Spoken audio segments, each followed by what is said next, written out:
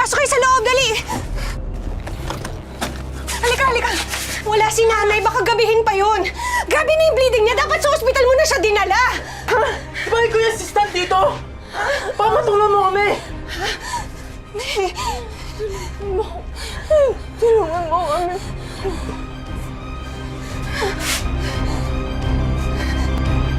Ako po ay umalis at nagpunta po ako ng Tarlac dahil sinama po ako ng kumari ko dahil may titingnan kaming lupa para bilhin niya.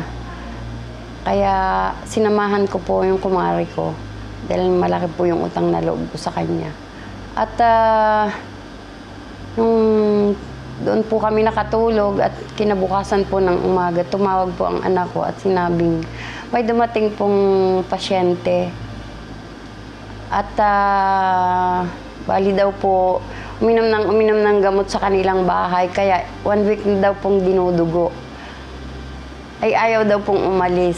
Sabi ko matatagalan pa ako kasi ngayon pa lang kami aalis pa uwi. At napakalayo nito, sabi ko. Kaya sabi niya po, talaga daw pong iintayin kayo, nanay. Hindi pwede malaman ng parents ko to. Tulungan mo ako, please. Tulungan mo kami, please. Lupahin kami! Alam namin marunong kayo mag-abort! Matagal nang hindi ginagawa ng nanay ko yon. Umalis na kayo! Sa ospital mo siya dalhin! Kahit ano! Basta bigay sa'yo ang kailangan niya! Please! Bigay-usap kami! Sandali!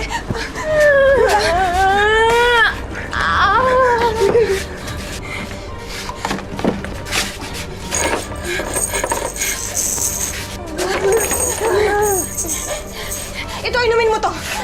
Inumin mo to, pampastop yan ng bleeding. Dali! Pero kailangan niyo pa rin pumunta ng ospital. Dalhin mo na siya! Sige na! Umalis na kayo!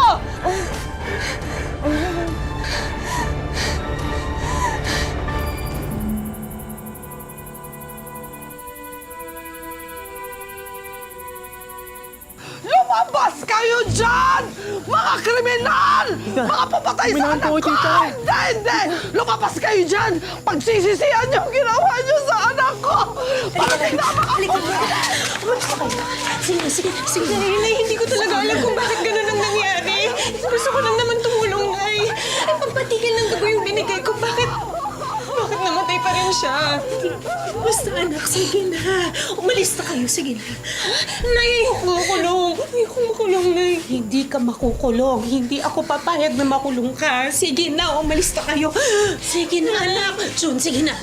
Pumunta na kayo sa tsahin niyo. Sige na. Nay, ako nang bahala dito. Umalis na kayo.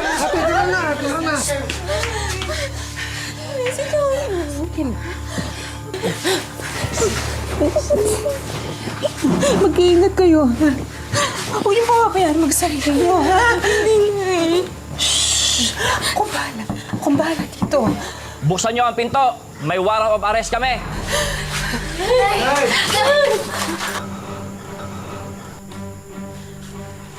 Siya! Siya ang kriminal! Hindi siya yan!